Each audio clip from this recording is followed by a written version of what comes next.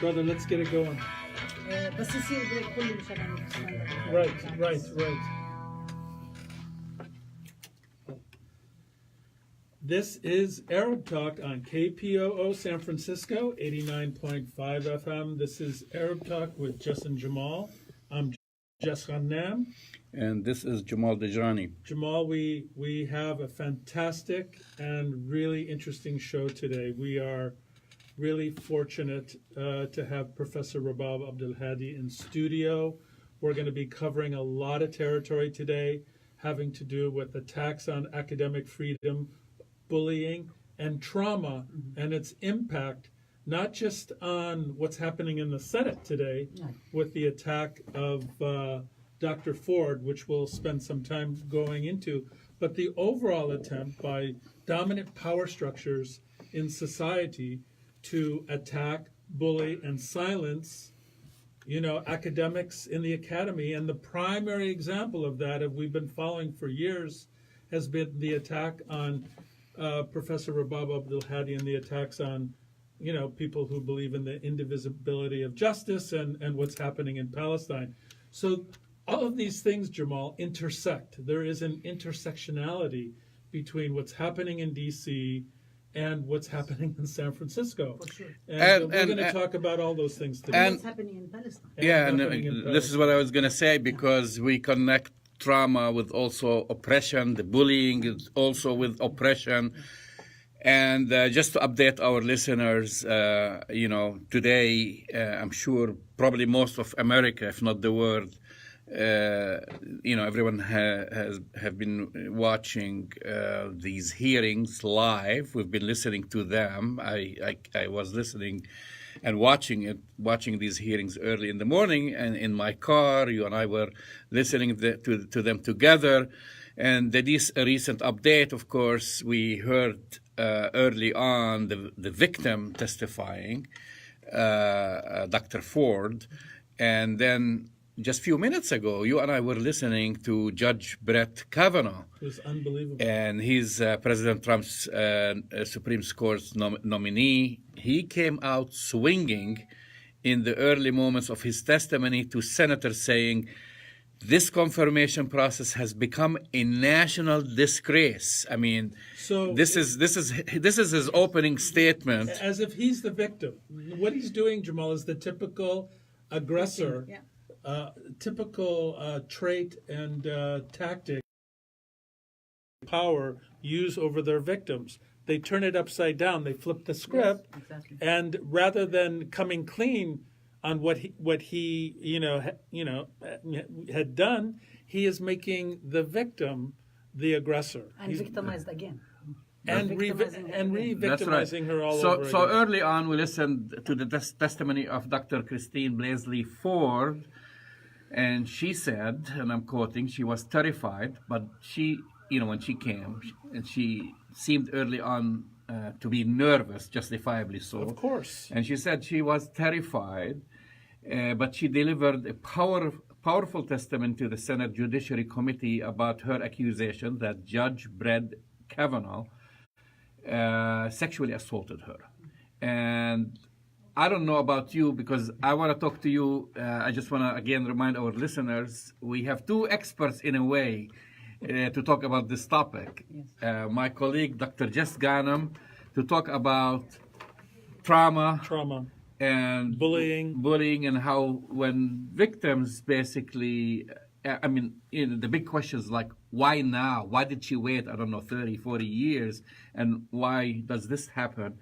And of course, the bullying aspect, and for those of you who have seen Dr. Rabab Abdulhadi, and we've discussed Ahmed, and we've discussed her work, but she's also an expert on gender equality. Right, yeah. I mean, this is part of your work. Yes. And research.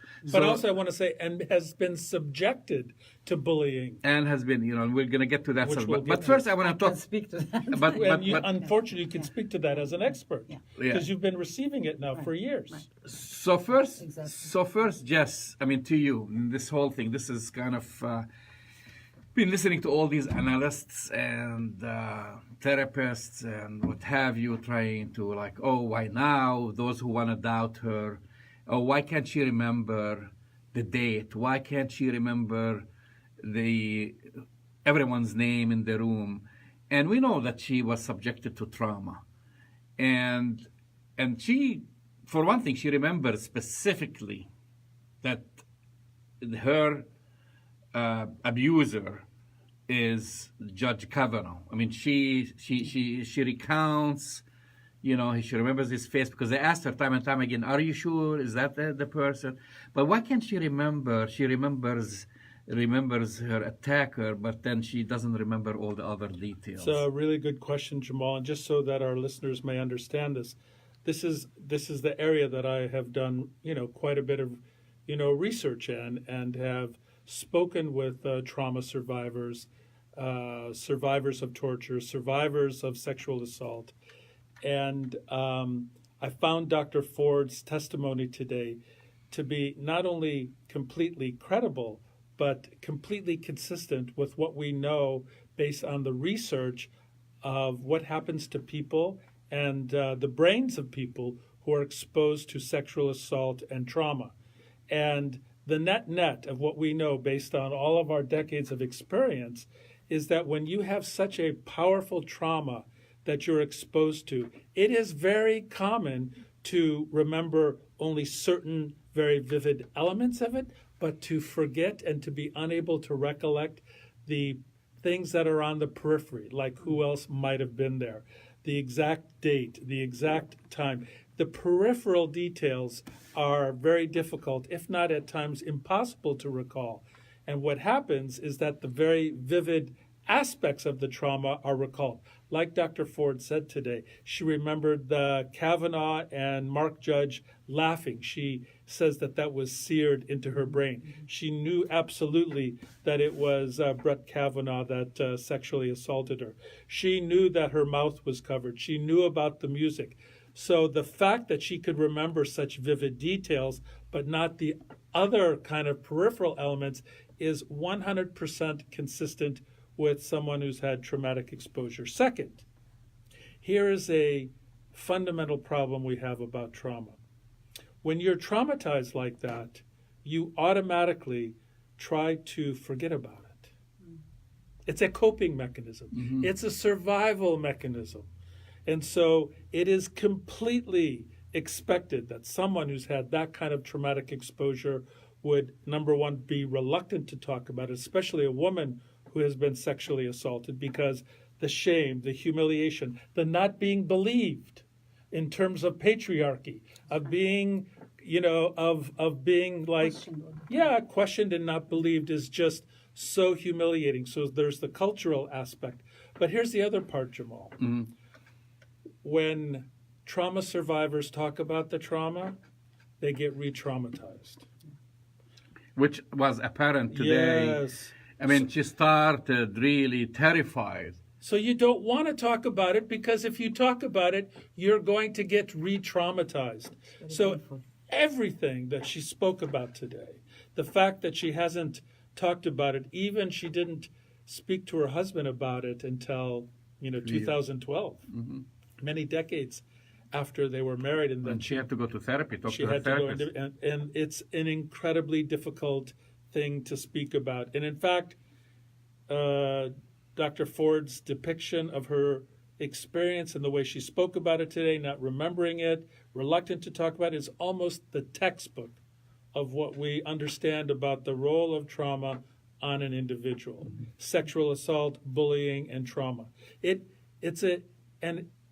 For women, we know, for example, 1 out of 3 women in high school and college report that they have been sexually assaulted or been exposed to sexual violence. This is just from women who are able to admit it. But frequently, Jamal, people don't remember these things. They don't report. They don't remember. And it may take decades and decades for them to recover the memory, because it's too painful and difficult to recall it. Turning to Dr. Rabab Abdulhadi, from your experience and your study about gender equality and in workplace, in academia, some has described her as a very, very brave woman, and which is a very important, especially in this time with the Me Too movement ongoing. How much of a toll does this take on women in the workplace, really? I mean, not even to think about that she was physically and sexually assaulted, but even that bullying. Yes. Well, let me say a couple of things. One is the question of trying to even talk about it and trying to be constructed as an angry person or emotional, as a way to actually dismiss any possibilities, because there is this construction of rationality versus emotionality. So that it's a dichotomy that we're all emotional, we're rational beings, we're all at the same time. Which is, by the way, from the beginning, they tried to say, that she's unstable, that they questioned her credibility. Right. And she's making mistakes. And this is exactly what happened. I don't particularly work specifically on sexual harassment, but I have a lot of colleagues who are working on campus sexual harassment and bullying and so on. And we constantly compare and think about the two issues together, about the whole question of what does it mean to not be believed? What does it mean to be questioned all the time? What does it mean to even have to say the memories again and again and again? I also think that it's something that you experience as somebody who has been harassed and bullied. There is this thing about the memory loss. Yes. What is it that you remember? What is it that you do not remember? And why is it that some memories are quite vivid and some memories are not vivid at all? It's kind of like no matter how much you try, you forget. And it's something I'm experiencing myself with certain concepts. But also I wanted to before we even talk a little bit more about gender, I think, yesterday we had this big open classroom at San Francisco State. Right. Commemorating the Sabra and Shatila massacre, the 36th anniversary. Speaking of trauma. And this is really interesting. Last week we had a big event at McGill University on women and war, and we did a lot of the analysis. Some of it we actually could not put online because some people were quite uncomfortable to discuss it. But then yesterday, it's for the first time I selected to show Waltz with Bashir. I've never seen the film, the Israeli film about the Israeli soldiers. And it's all about whether the person who made the film is able to remember. Was he there at Sabra and Shatila? What did he do? And everybody who was in the Israeli army saying, yes, you were there. And so why isn't he isn't remembering that? But he is remembering the 26 dogs that they killed, who were the warning signal to the Israeli army that's moving. And he's saying, this was there. It was happening. It was going on. We saw the body parts. And it's very, very interesting about what even the perpetrators, what they remember, especially if they are trying to not to accept responsibility and accountability as a collectively and so on, but to also think, but the other aspect of it that I was thinking about, the whole question of memory and gender and sexual violence, is about the Palestinian women who also get sexually tortured in prison. And even the way when people say you are so brave and you're so courageous, if you are a victim of bullying all the time, and I know this, I actually, when people say to me, you're so courageous, you're so brave, I don't even know what to say to that, because what does this mean? I mean, do I have a choice? But to at least be able to fight back by speaking up about the bullying and telling the bully to stop. The problem is with the bullies is that bullies do not take no for an answer. That's right. Bullies lash out. Bullies lash out, and they get so nasty. The more they lose, the more, they lose in public opinion, the more the victim fights back. The minute the victim stops accepting being a victim and being silenced and being shut up, the bully gets actually quite nasty. And the bully lashes out, and a bully tries to destroy completely, not destroy the victim emotionally, destroy the credibility of the victim. Well, this is make how the they victim started sound with like Dr. crazy. Ford. Exactly. And my question is, for those who come out and speak about it, what do they have to gain? What does Dr. Ford have to gain? I will tell you why from my own experience. The reason I speak up is because if I do not speak up, I feel completely disempowered. I feel no power whatsoever. So if I do not speak up, I'm being victimized again and again and again because of the picture that's being painted about. So I have to speak up. At the same time, every time I speak up, the bullies lash out again, and they actually victimize me all over again, victimize her. This is the whole what you talked about, just, I mean, this is your area of study. I'm not in psychology, but I have researched. I have interviewed a lot of survivors, including the Sabra and Shatila. right. Not only survivors of the massacre, but also survivors of sexual violence during rape, again and again. I've studied and I've met and I've talked to a lot of Palestinian women who were tortured in prison. I myself was a young girl growing under occupation. Me and all the girls, we were always subjected to sexual harassment by Israeli soldiers. And when Israeli soldiers are in a jeep, there is nothing you can do. I mean, there is nothing you can do except to try to go to another street, but they may be on the other street. If they cuss at you, can't go tell your parents, because what are your parents going to do? You're going to challenge your parents to go to actually confront the Israelis. So as a young child, you actually learn, which is not a good thing. You learn to accommodate yourself to survival strategies. And you become silent. But you in certain things, and then you think about speaking up for other things and so on. But until now you're talking to me, I am exactly remembering how I was feeling as a young kid working to school. That's right. In my little uniform, in my green and white striped uniform to school, and what Israeli soldiers will be standing there on the jeep. And again, it continued throughout But my high school. don't you think it's interesting that the structure of bullying and assault mirrors so closely the occupation of Palestine? It does. And definitely. the colonial project? Yes. Because embedded in the colonial project is subjugation, trauma, and bullying of the people that are being, Right. And colonized. it's power. And I actually want to bring up the name of one of my colleagues, Simona Sharoni, Yeah. who has worked a lot about the whole question of gender violence in Israeli society. And at one point, she was talking about the whole question of the bystander, the perpetrator. That's right. Because it doesn't involve only, there's not just only the victim and the victimizer and the perpetrator. There is also the people who are supposed to be quote unquote bystanders, standing by. And she was talking about, she's saying, well, this is very similar to what's going on in Palestine. That's right. And there was a huge attack against her by the Zionist groups who were saying you cannot be saying this because she said that this is what's going on. This is very similar, exactly what you are saying.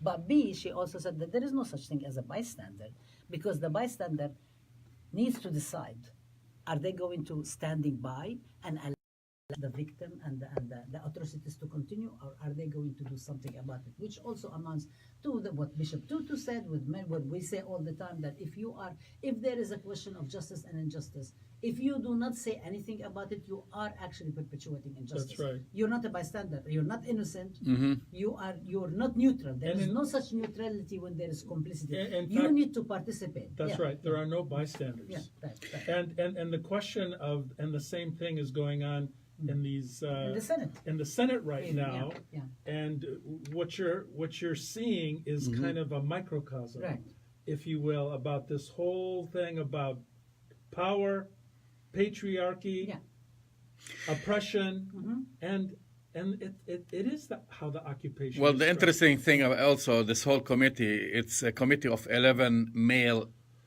on the Republican side, senators on the majority, and they use in the questioning. And they don't have the an assistant. They don't have the courage to speak themselves. Exactly. So they bring a woman to a district attorney or prosecutor. You're always enlisting members of the oppressed community to act to do like your bidding. to do the bidding like the foremen. I mean, this is what the foremen do in slavery, in any context These of are oppression. the house. They are the ones. house occupiers.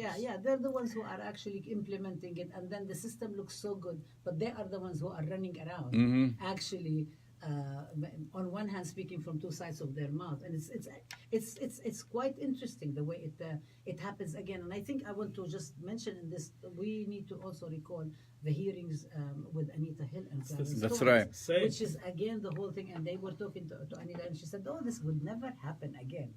Right. It's happening all over again. It's happening also last 2 weeks ago, there was a big scandal about this big shot Israeli guy who was advisor to Netanyahu, who was harassing people left and right. And I think it's really, for me, the lesson. Well, the former president of Israel is in jail serving for basically rape. I mean, there's many people, and the thing is that the ways in which power enables bullies to bully more on multiple fronts. So if people think this is just about gender, and this is just about a woman who is speaking up, I think it's actually quite a problem. If they do not think about all of this stuff, and this is why the right wing is so invested in getting Kavanaugh to become the Supreme Court judge, because there is an agenda that's going with the Department of Education, with Kenneth Marcus, with DeVos, with Pomeo, with everybody. All of them are doing this. Yeah. You're listening to the voice of Dr. Rabab Abdulhadi.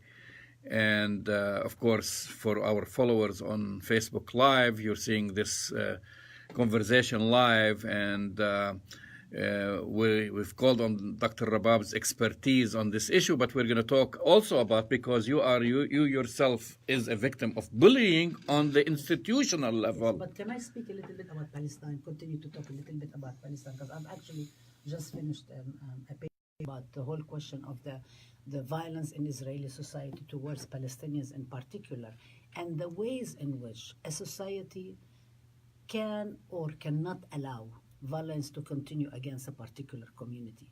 So we saw, for example, from 2014 up to the present, the ways in which members of the Israeli military, members of the Israeli right wing attack people, Palestinians, and attack even members of the Knesset. I mean, the attack against Haneen Zo'bi in 2004, not even in the Knesset itself, where she's being silenced by her colleagues, but also in the demonstration, right-wing demonstration during the war on Gaza in 2014, in the way they actually called straight out rape against her. I mean, and I was trying to look about, did anybody protest that? Did anybody actually have a problem? The same, I mean, they called for the killing of Ahmad Tibi's children, who was another member of the Knesset.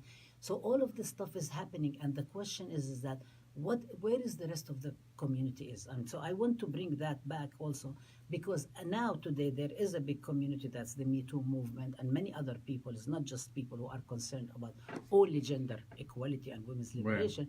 It's everybody who's concerned with the question of justice, that saying that this is not okay. And we really need to stand against it. And this is the same question that has been raised again and again, and which the film raised last night, the Waltz with Bashir, about what is the role of the other people in an oppressive society towards actually standing up for justice for the people who are being oppressed. So what happens with Israelis when the Israeli government and the Israeli military? I think this is a very important point, Rabab, because one of the things that Israeli society attempts to do with their branding is to speak about their society as this beacon of democracy and protection of rights of all people. Yet they live in this world of denial, because we've talked about the indivisibility of justice. And yet it seems like the Israeli point of view is that justice can be divided. I think the Israeli government and the Israeli right wing, and I think that this is why it's actually quite gratifying, smaller numbers in Israel, but there is a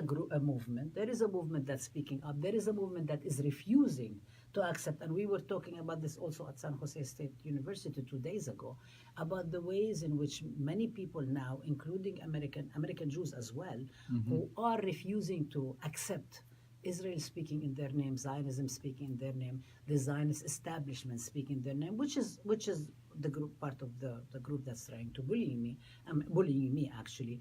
And the fact that there are more and more and more voices who are speaking up and saying, no, you do not speak in our name, and they are refusing to say we are going to be painted by the same brush as Israel and Zionism. You don't speak in our name, never again for anybody. And we are standing for justice for all. And then they get attacked. And of course they get attacked. They don't get. They get prevented from entering, like Peter Beinart and so on. Of course, this is goes to the thousands of Palestinians who are not allowed to enter. It goes against all our colleagues in the various academy who are being attacked left and right. It's true that the Zionist movement has focused more and more and more on Palestinians now recently, because I think it's also very problematic for them. When we talk about branding and the Root Institute, it's very problematic for them to keep attacking Jewish scholars and Jewish activists, because the more they attack, the more Jewish scholars and activists and groups and so on, it shows that there is fissures. You cannot speak for them. You cannot say the Jewish community. You cannot speak in the name of Jews, because there are a lot of Jews who are opposing what That's you are right. saying and what you are doing. So what they very interesting. So they redirected all their now attack and their violence and so on against Palestinians. Once in a while they'll do something. The Israeli government is targeting the American Jews and Jewish opposition in Israel. The Anti-Defamation League, Jewish Community Relations Council, Zionist Organization of America, Kenneth Marcus, presently and past the Brandeis Center, and so on, Amcha, Lawfare, and so on. They kind of like tweet and so on, attack here and there, but really their vicious attack now is focusing on Palestinians, specifically because they want to make it dichotomous, and especially Palestinians, if they can actually make an Islamophobic link with it and so on, they basically incite and enlist multiple systems of oppression, multiple ways of racism in order for them to escape. Because they want to silence the voices, and they are unable to silence them. Well, they also basically, they know that they are under an administration that gives them the cover and support, and is in collusion with them, and has done everything possible to not only silence Palestinians, but to starve them, to deprive them of Jerusalem, to deprive them of cultural identity, to now of their refugee the refugee status. So they're taking advantage of this, and this is an opportunity for them. But I want to go back, because I think back to the Dr. Ford testifying and the other woman and others. But it seems to be empowering in a way, that it's complicated for women to talk about this issue, and also that we're seeing more and more voices defending the Palestinians, and that the Zionist organizations are in a panic because they're not getting all the bang for the bucks that they are spending to silence everyone. Well, I think that's right, Jamal. And there's a lot of panic among pro-Zionist supporters right now, because they've invested tens, if not hundreds of millions of dollars in attacking pro-Palestine activists, Palestinian faculty, Palestinian voices, literally hundreds of millions of dollars attacking BDS, the amount of money that they've invested in lawfare legally to attack, even just looking at the amount of resources they've invested in attacking you, Professor Abdulhadi, is staggering when they think. And as Jamal said, they're not getting their return, because actually what they're seeing is that they're losing. You cannot silence justice. No, but it's even, of course, but we know that. Yeah. But they can try. They can try, and they can make people afraid, and that's what they're counting on. And that's what I want to get to, because in fact, the ulterior motive, just as it is with people who perpetrate sexual violence on women, as they did with Dr. Ford, cover her mouth, turn up the music, give them the look that if you say anything, we're going to come after you. And this is part of the strategy. And also resort to ridiculous arguments that boys will be boys. It's as if violence and sexual violence is something part of the DNA. And it's not. It's not. It's not. It's not. By the way, you're listening to Arab Talk on KPOO San Francisco, 89.5 FM. This is Arab Talk with Jess and Jamal. So I think we should talk about that a little bit more. I think we can talk about it a little bit, first of all, more broadly, and then we can talk about what's happening with me and with us at San Francisco State and the Ahmed Studies program. Because I just want to, just to finish up this point, because it's basically what you said.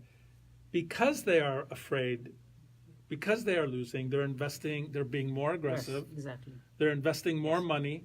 The strategies have become lawfare strategies. They're attacking bullies.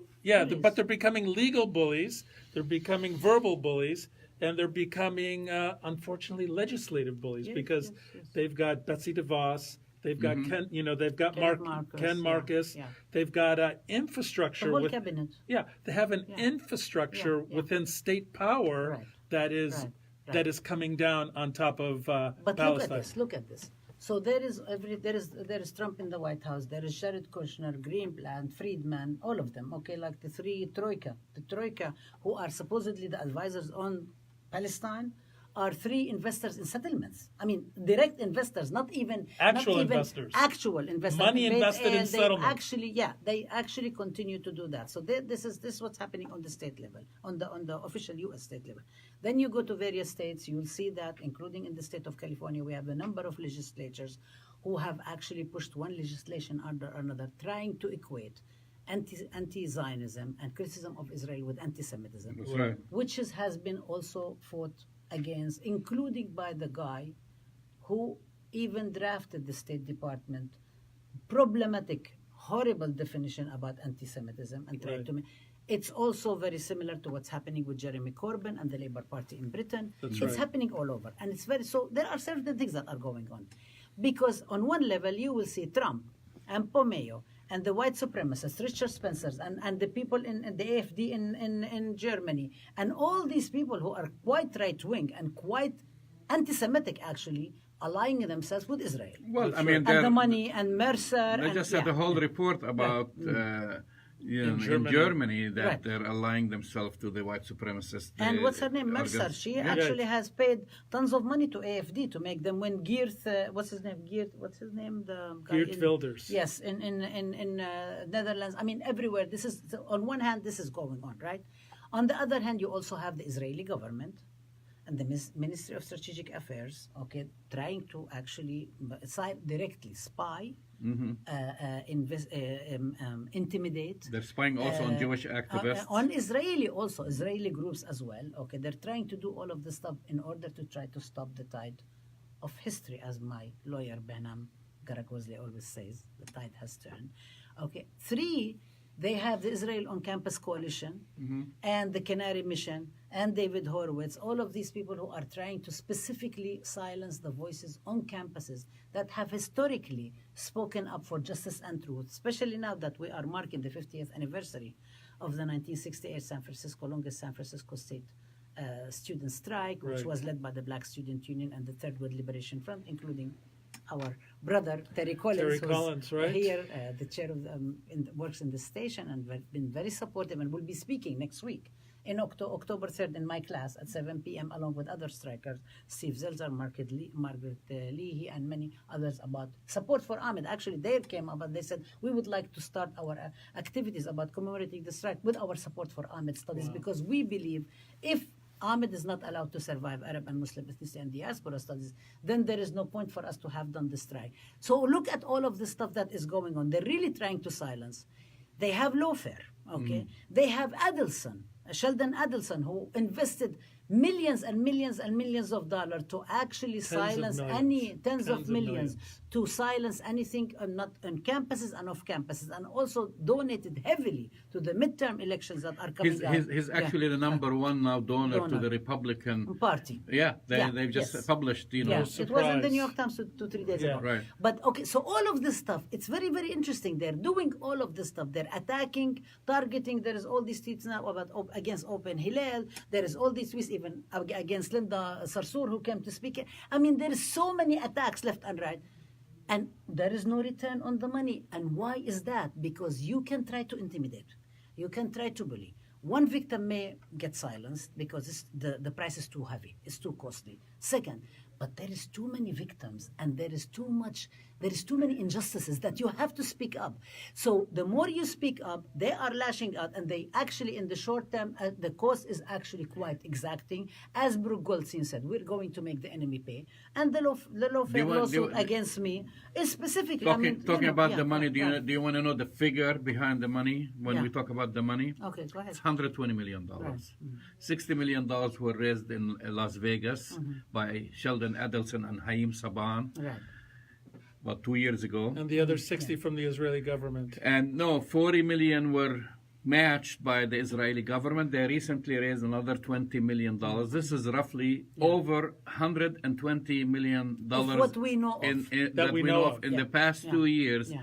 Basically, for this machine, the Hasbara machine, to silence people and intimidate academics.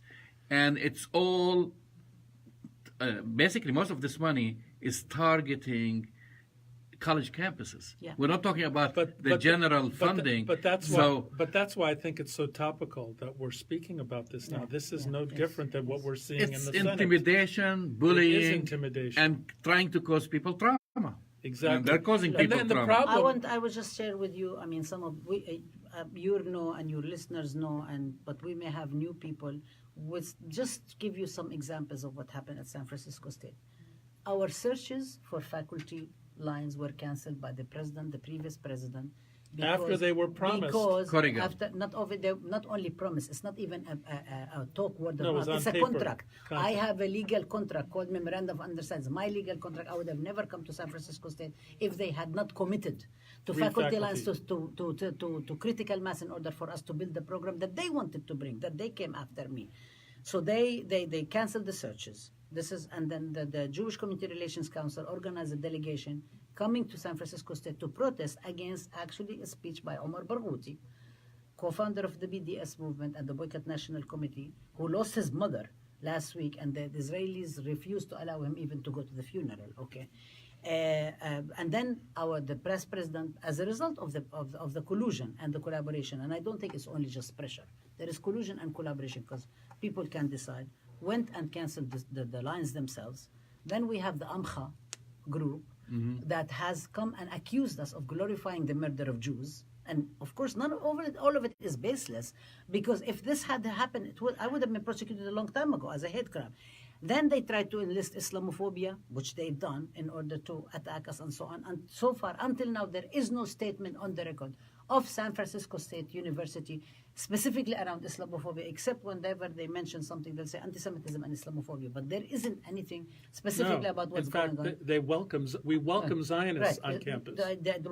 Even this is the recent episode, we have also David Horowitz and Canary Mission 4 sets of posters on our campus, including the one before me and you, and also many of our colleagues, Joanne Barker from the American Indian Movement, who went to Palestine with me in 2014, and many of our students who their homes were called, they were threatened with sexual violence. I mean, this is something thing. Actually, I mean, look at all this, that their livelihood were being destroyed, that they are actually afraid to walk around on campus, and there is no support despite the lip service that the campus pays. Then you come to the campus watch that actually has put a petition to undermine and try to demean the agreement that we've done with the Najah National University on the prodding of President Wang. We have also the lawfare lawsuit. We have also President Wang saying Zionists are welcome on campus, which is actually, it's mind-boggling, because in this day of age, how could you say, are you going to say white supremacists? Are you going to say like Trump, everybody has a point of view? You know, the white supremacists had a point of view, and the people who are against the white supremacists have a point of view. But the Nazis have a point of view. Like one student 2 days ago at San Francisco this is like equating the victim, the rapist, with the rape victim. Yeah, this is what the kid said. He said Abed Ma'ari, and he was one of the people who was targeted also by Canary Mission and by the Zion on campus. He said, and by the way, he has also been victim recently, we just discovered, of the Israel on Campus Coalition, ICC, who were putting fake posts about him on Facebook. This is the most recent, and the forward, by the way, the Jewish newspaper is actually publishing a lot of the stuff and putting it out there, and as well as Open Hillel and a whole bunch of other groups. He said, well, when you have a rape victim testifying, would you have to also hear of the victim, of the victimizer? When you have somebody who is speaking about their experience of the Holocaust, you want to have a Nazi sit down and speak? If you are talking about the people who are victims of lynching, you're going to have somebody from the KKK. Why are you saying that I mean, of course, in the minds of the right wing, this is what's happening. This is exactly what's happening. But that's what they want. But this is what is so ridiculous. I know. And the problem is that they are trying to normalize it, as President Wang said, by actually saying that it is okay and it's about inclusion. If you want to say it's about inclusion, then you also should say invite, Richard Spencer, and you should invite, you have them all, because this is what you are saying. You are saying that actually oppressors, you are going to give them, it's not even that they have the same right to speak, because nobody has ever silenced violence. They have the airwaves, they have the government, they speak everywhere, they have tons of millions of dollars and so on. So I have never said that they couldn't speak, or Zionist students couldn't go to classes. Some of actually I had Zionist students who got A+ in my classes, and they earn the work, they get it. It's not that's part of the education, right? But if you are saying that actually it is about even-handedness, it's not about even-handedness.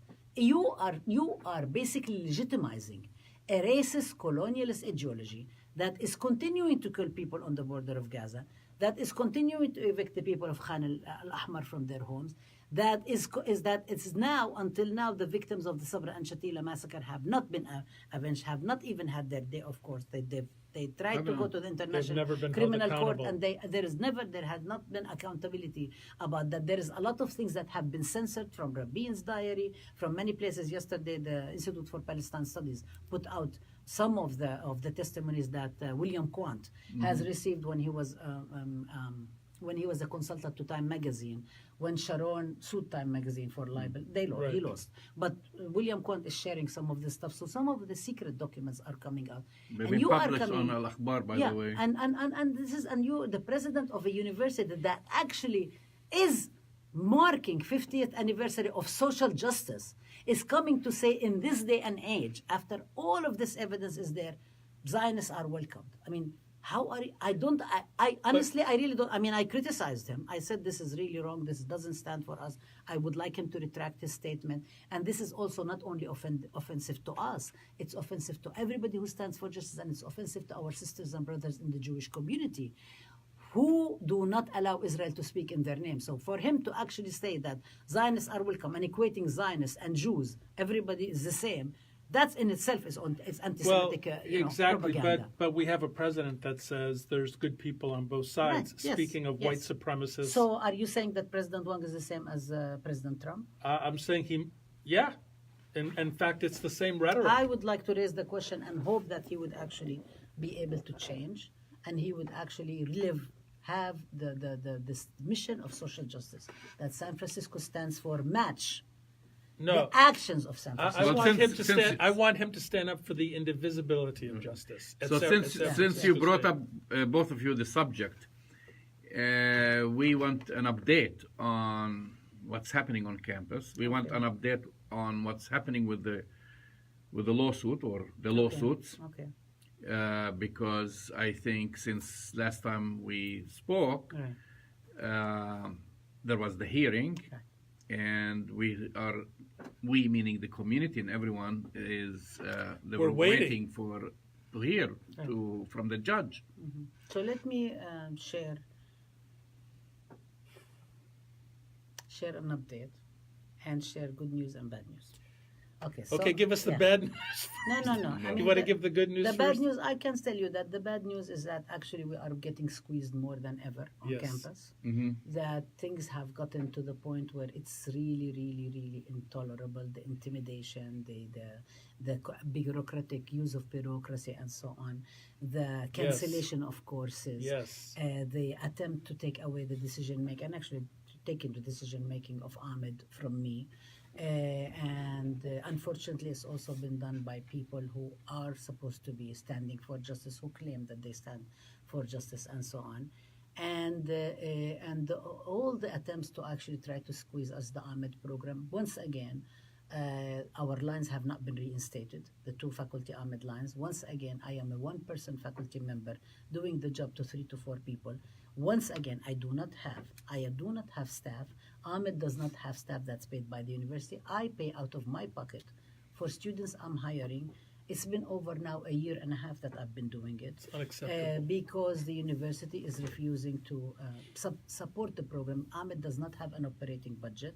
Every time I say I need that, they say to me, well, why don't you use the research travel funds? And I'm saying, okay, so add that too. You want to even, it's been hindered a lot.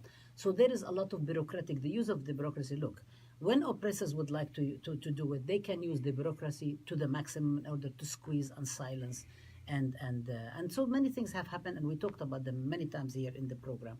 So, and we will be talking some more about that, and I'm not taking it silently. I do have a grievance I filed the grievance a year and a half ago through the union. The union is amazingly supported, the California Faculty Association, precisely because they realize what the indivisibility of justice means. Yes. Because they realize that this is not exceptional to me.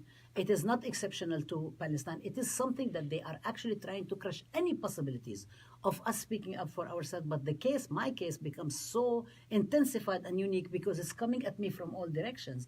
And I'm one person trying to make a program survive. So in this sense, I want to just say the good news is that what we're doing is we have beautiful classes. We have students really excited. Like last night, we had over 70 students coming to an open classroom, and they would not leave. The class finished at 9:45. We stayed until 11 at night having discussion because everybody wanted to discuss. People are eager to have a discussion. They want to understand what is going on in the current moment. Our classes are timely. They're relevant. They're appropriate. They're necessary. They fulfill multiple general education requirements. We actually also make it the students are learning. Our students do really well for themselves. They go on and they go to graduate studies. They get fellowships and so on. So we have amazing classes, two of which you are teaching, Jamal, and I'm teaching, let's say, 3 classes, but one class is with one student because the Edward Said course that I wanted to teach was canceled. Against my best objection. Many times I objected and I said, this is not what's best for Ahmed. This is not what's best for the program. I'm the director of Ahmed. I should be able to decide what's best. Absolutely. And I was overruled, and the course was canceled. I was assigned the course that is part of my expertise. I'm the co-editor of the Arab and Arab American Feminism, but I haven't taught the course in 2 years. And I said it was going to be a hardship for me with everything that I have going on, to revise a new course and so on. But I was assigned, so I, like a good soldier, I prepared the syllabus, I prepared the class, I did all of the work. Until now, I have one student in the class. I go to the class, there is nobody shows up. I just sit there, okay? And it's actually quite a problem because it's also a waste of resources for the students. It's a waste of resources for the university. It's a waste of resources for everybody and it's also the fact that actually, 2 days ago was the 5th anniversary of the passing of Edward Said. This would have been an amazing opportunity to have a course on Edward Said to be able to do it. But we have we're now searching for candidates for the Edward Said Scholarship. So students are applying. So we're doing that. We are having our open classrooms, public events. There is the excitement that's going on, and I already put in the list of the courses I want for the spring, and I'm going to continue. I'm going to continue demanding.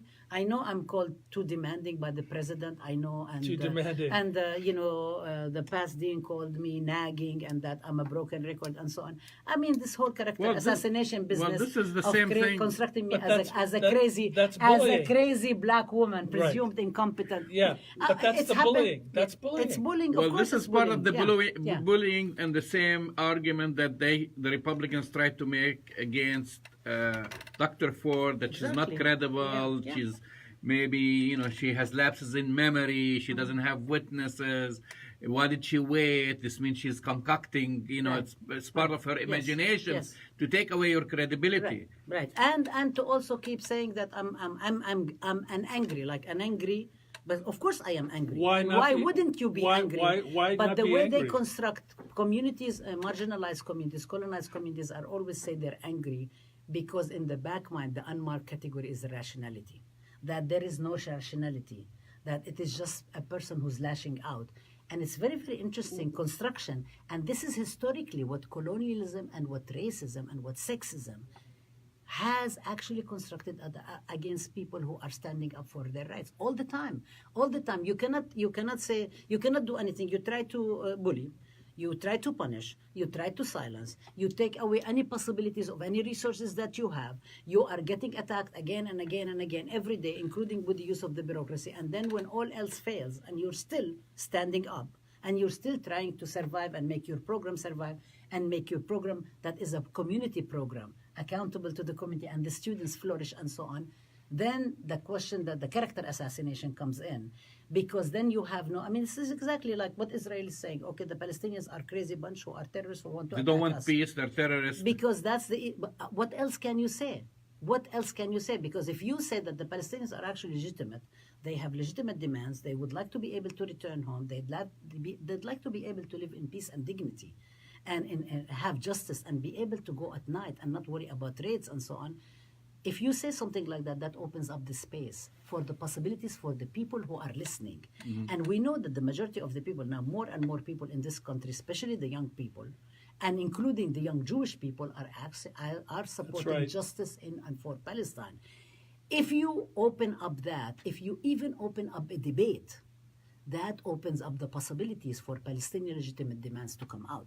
So the idea, the plan is to completely shut out any kind of debate. It's not about debate. It's not allowing any of us resources, not allowing us rooms, ensuring the rooms in which we have events, travel, constructing us as might be dangerous and so on, restricting travel, taking forever to get forms done, hundreds and hundreds and hundreds of times of paperwork and unnecessary, like useless paperwork that actually keeps you busy in order to keep you spinning. And busying you, it's war of attrition. Yes. It comes at you from all.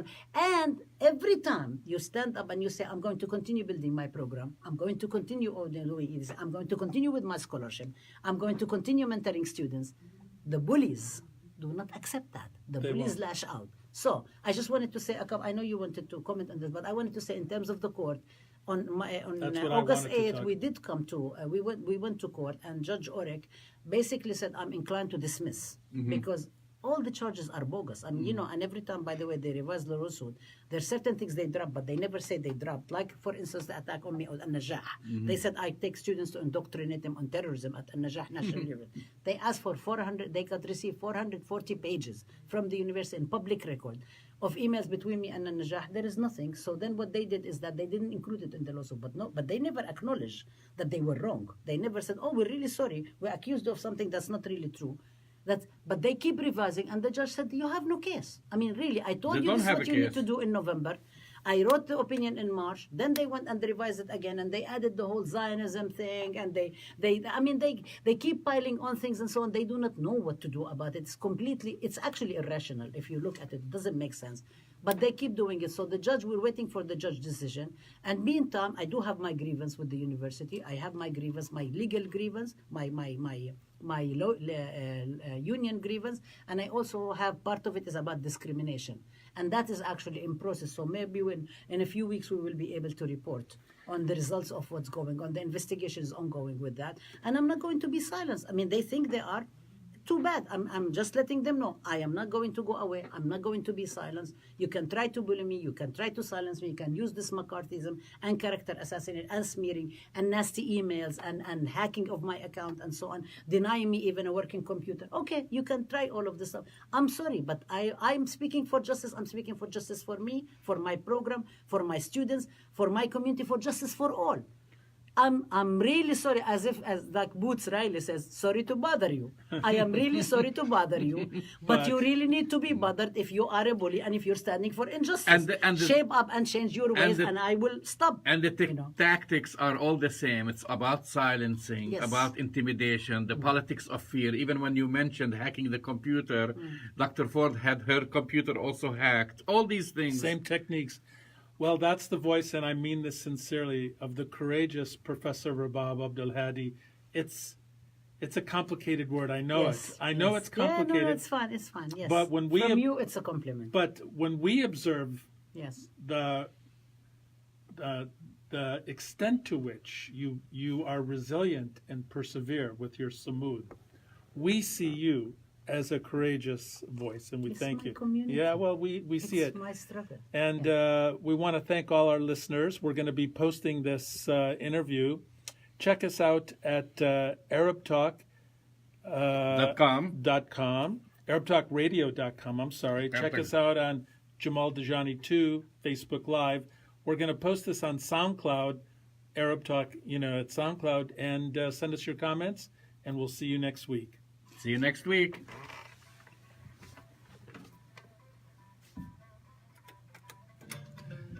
Fantastic. Yeah.